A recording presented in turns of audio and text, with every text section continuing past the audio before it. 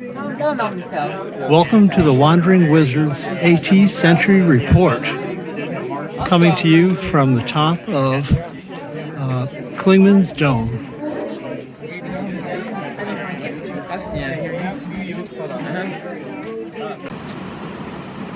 Well, good morning, everyone. This is Gil Boissonneau, the Wandering Wizard, and I'm here to talk with you a little bit today about Century 2, that is the first 200 miles of this adventure hiking along the Appalachian Trail from the southern terminus at Springer Mountain and going toward the northern terminus of Katahdin, Mount Katahdin, that is. So there have been some really interesting changes that have occurred for me. As I started out this hike,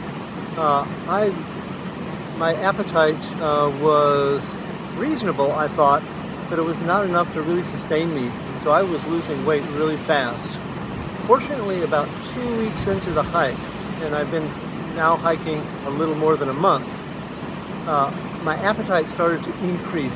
That is, I was developing what's often called the hiker's hunger. And with that, my calorie intake probably doubled, and my weight loss has ceased. And that's all really awesome. One of the side effects of that not only is maintaining weight, but it also gives me a whole lot more energy. Speaking of energy, the other thing that's changed over these within the first 200 miles was I started to develop a whole lot more endurance and ability to keep hiking. Initially, I was only hiking about 8 miles per day, and I've increased it to averaging somewhere around 12 to 13 miles per day, even putting in some up to about 17 miles. There's a lot to be attributed to that. Of course, one is nutrition and diet, and having the energy to be able to keep going. The other is this interesting change that's been described as developing your hiker's legs. And that is muscles adapting to this constant workload that's put on them. It's been a really interesting experience to not only hear about this and kind of understand it on a theoretical basis, but also to experience it. It's been really quite wonderful, I think. So those trail legs are a really important, I think, aspect to long-term or long-distance hiking. Our efficiency and our endurance just increases. We also have to listen to our body, and I've begun doing that more than I probably did at the beginning. And the benefit of that, of course, is to reduce the risk of injury to your body, particularly feet and lower extremity joints, and also to reduce the risk of falling and hurting oneself due to losing concentration and the ability to focus on a trail which is constantly changing. So today there are two topics that I'd like to focus on. One of those is the changes in the climate and the environment through which I've been walking, and I'm titling that Flower Power. If you've been looking at my Facebook page, you've seen a lot of flower pictures, and that's been something that has generated a lot of enthusiasm with me. And the second topic I want to talk about is trail magic and trail angels. So if you'll stick with me for the next few minutes, I hope to educate you on these topics and interest you in maybe exploring some of these topics for yourself. Thanks. These next several pictures are just flowers that I've seen along the way. The first several are variations of Trillium, and they're incredibly beautiful. It's been remarkable how many variations there are in the plants as well as the flowers themselves. I'm not listing the types of plants, that is the names of the specific ones, but just to give you some idea of the variation. Here's a real beauty that is I haven't seen anywhere else. Finally, here's a double-leafed Trillium, or that is petaled. Some others. This one I saw just climbing in high in the mountains. These are everywhere, as are these right now as well. Some other beauties. These are commonly found but others like this have been relatively uncommon. Of course, you all know the pink lady's slipper, which is gorgeous. Some other beauties are shown here, and this really brightly colored azalea has started to appear. A few others. So appreciate the diversity amongst all these flowers. By the way, here's a albino iris with the more commonly colored blue iris right here. Thanks.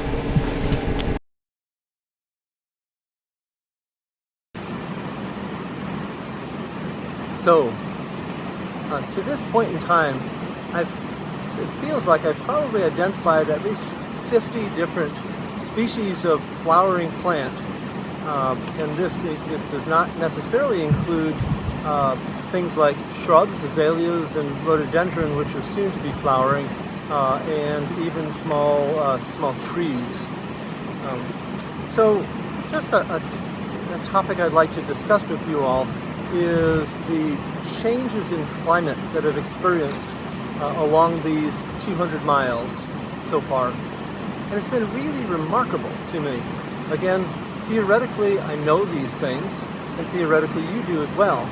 But it's more difficult to understand it on a practical level because the changes are so stunning. That is, as we go up a mountain and down, the climates themselves can change, and do change, are very different, such that the plants that are blooming or that are growing at that time will be very different from those that are even just a half mile away. In a valley, we might have trees that are leafing out and changing the light and temperature levels at the floor of the forest, whereas at higher elevations, there'll be no trees blooming or leafing out yet at all. Other changes are the type of forest. And in certain areas, particularly lower areas, we tend to have more deciduous trees, that is those with leaves that are dropped during the winter. And at higher elevations, tend to be more of the firs and pine type trees, conifers, which apparently are better able to survive and excel within a harsher, colder kind of climate. The flowers that are found at these various levels then will change dramatically. So what this brings to mind to me is that the changes that result in these differences in the times with which plants bloom and prepare to reproduce, when they grow rapidly, when they leaf out, are modified by very small changes, really, in light exposure, in temperature, in the length of the day. That then brings to mind to me this climate sort of retrospective, climate change, and how that's going to affect this environment, the environment that surrounds us all, the environment within which we live. And we experience pleasure, and we derive really our sustenance. And the changes that will be coming downstream, that is, in later years, you can't really avoid those changes. They are going to happen. And therefore, it's going to change this entire natural environment that is ours. There are, in some ways, little that we can do as individuals. But there's a lot that we can do as a society. And in fact, in my view, the individual choices we make, while they have potential to have some effect, are minimal compared with changes that the entire community, our entire civilization must make. And so that's been one of my realizations, that in fact it's important for us as caring human beings, people who support this natural environment, that we lobby, that we try to influence politicians, the political system, the religious systems, all of these systems which ultimately have the power to change the behaviors that we as human beings are participating in and choosing to own as our own. So I'd like you to think about that. Next, I'm going to go on and talk about the second topic, and that is trail magic and trail angels. Thank you. This is Kevin and Kelly from Cleveland, Ohio. They're section hikers of the AT and also trail angels. They provided us beer on a very hot afternoon. It was greatly appreciated. While stopping through the Noronhala Outdoor Center, they provided a movie and popcorn for the evening. It was awesome. Here we have a group of 4 gentlemen from a local church, one of whom is a hiker, who provided some outstanding, amazing trail magic, including cheeseburgers. Here was on the very same day in the same parking lot were some folks from a Baptist church. They provided some great trail magic and also are going to be at the trail days.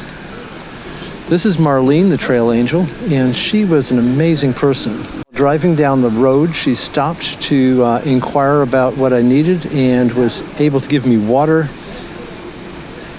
Finally, there are 3 women here that provided a hot breakfast, including bacon, ham, and sausage. It was amazing and wonderful.